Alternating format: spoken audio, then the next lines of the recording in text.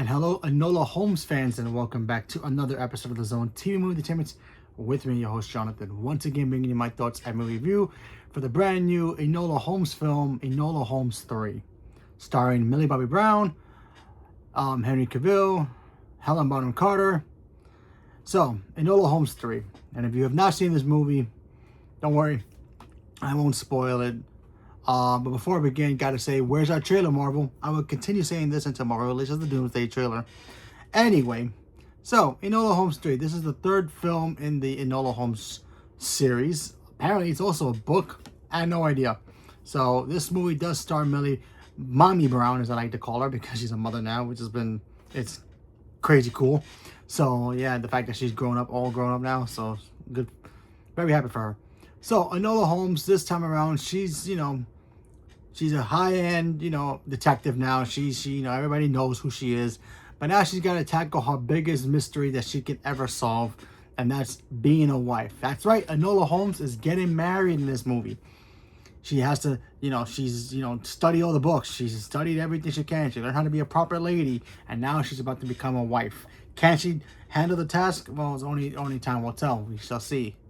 So, in this movie, she does, have a wedding to prepare for, but it kind of gets put on hold for a minute due to the fact that her brother Sherlock, played by Henry Cavill, gets kidnapped, and she needs to find him. Not only does he get kidnapped, but also her future mother-in-law gets kidnapped. That's her future husband's mother also gets kidnapped, and there's a big conspiracy. Countries going after each other's gold involved. It gets very crazy.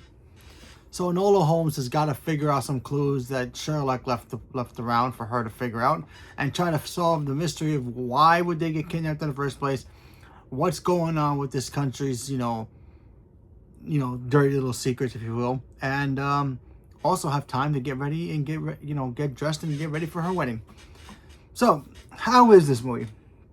I like the other movies a lot. I think they're kind of cool. I like, mystery movies that, get us, the audience, guessing, like, who could be the killer, who could be the shady one, or whatever the movie is. Particularly, for me personally, I love the ghost, the Scream movies with Ghostface. Because you always wonder, why, who's the killer and what's their motivation. So I like those kinds of movies. So in this one, you get to see Enola Holmes solving the crimes, and she's very good at doing what she does. She's worked with Sherlock in the past, even though we haven't seen it. And we've seen it, but not, small glimpses of it. But apparently, this one takes place a couple of years after the last one. Or maybe, I think it's a year. Anyway, it takes place a year after, and her and her fiance, they kind of team up a little bit. So he tries to help out a little bit, even though he can't, because she's the best at what she does. And she's got to try to find Sherlock Holmes. And like I said before, Sherlock leaves some clues for her to find, and the mystery goes on from there. I'm gonna be honest, this movie's okay. I think the other two are stronger in the franchise. I feel like this one kind of dropped the ball a little bit. Because honestly, in the last two movies, Enola figure out the mystery near towards the end of the movie. And in this one, they kind of wrap up the mystery kind of like really quickly, before the second act even starts, or a little bit in between the second act, before the third act. And I was kind of bummed out that it was going to be like that. I was like, oh, so this is the bad guy, and now we got to follow the bad guy, and why the bad guy has some beef with this country that she's about to get married into. I felt like, yeah, I think they kind of rushed it a little bit, in my opinion. I think you can even tell Millie Bobby Brown, as great as she is, and I love her, she's fantastic. I can't wait to see her do more stuff outside of Netflix. I think she was kind of a little bit phoning it in, because I feel like her character did some questionable things in a rushed way that Enola wouldn't do in the first movie, or even in the second movie. Because they kind of made it look like, yes, she's smarter than Sherlock, and that's great that she is. But she figures it out. She figures out the mystery like really, really quick. Even with the clues that Sherlock leaves behind, she still figures it out really, really quick, even before the movie is near the end of the movie. So it's like, oh, okay.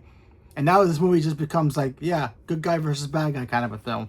So, and the mystery kind of gets, put aside after that, and then the mystery goes kind of cold. Yes, they figure out the mystery, and then after that, they just put it aside, only to bring it back at the end, just to reveal, like, what, to everybody else, why the mystery even happened in the first place.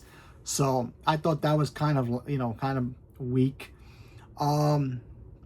Again, Millie Bobby Brown, I think she was kind of a little bit of phoning it in a little bit, only because, like I said, I think her character was stronger in the first two, and this one, it felt like she was just trying to, okay, let's just do this movie. I want to move on, be done with it. I mean, I don't know that for a fact. I just felt like that's how she felt like in the movie. I'm not really sure. But, yeah, I mean, and, Henry Cavill being a part of this movie as well it was cool to see him get kidnapped, but it's Sherlock Holmes. I mean, come on. How would Sherlock Holmes get kidnapped? That's like they make a Batman movie with Robin, and Robin's got to find Batman the whole movie, and Batman's not in the whole movie, except leaving little clues here and there and flashback scenes. It's like, really? Really? We're going to get that? No. Sherlock wouldn't get himself kidnapped. Sherlock is Sherlock. He figures out things before everybody else does. So it's kind of weird that he's on the other side of this whole mystery, so it's very weird. And then, Watson shows up, which is cool to see Watson. I like the actor who plays him. I thought he was underutilized as well. Helen Bonham Carter shows up as well, too. And I love her to death. She's fantastic. But kind of underutilized. I don't think they didn't really need her to come into the movie to do, because she doesn't really do anything except give the pep talk before the wedding. And I think that's supposed to be like the only thing she's supposed to do in this movie, because Enola is getting married and it is her daughter. So, yeah, but trying to solve the crime with her is like, nah, you didn't need to be a part of that part. Oh, what else? Yeah. And also, what happened to her other brother? I feel like her other brother got written off the movies, and they just like ignored him. So they made some excuse that he was away somewhere. So like, you're not gonna go to your own sister's wedding. Okay, cool, whatever. But yeah, this movie's alright. I think this is the weakest out of the three. I mean, if they do another one, I'll be there to watch it. It is Netflix, so give it a shot. If you like it, you like it. If you don't, you don't. It's cool, no problem. So leave me a comment below. Let me know what you guys thought about Enola Holmes 3. Did you guys officially watch this? I know this movie came out, I think, last week, but I finally watched it now. So, and it was fine. It has some cool moments. I love Millie Mommy Brown. I think she's great, and I'm ready to see what she can do next. So leave me a comment below. Let me know what you guys thought. Stay tuned for more. Thank you very much, and have a good night.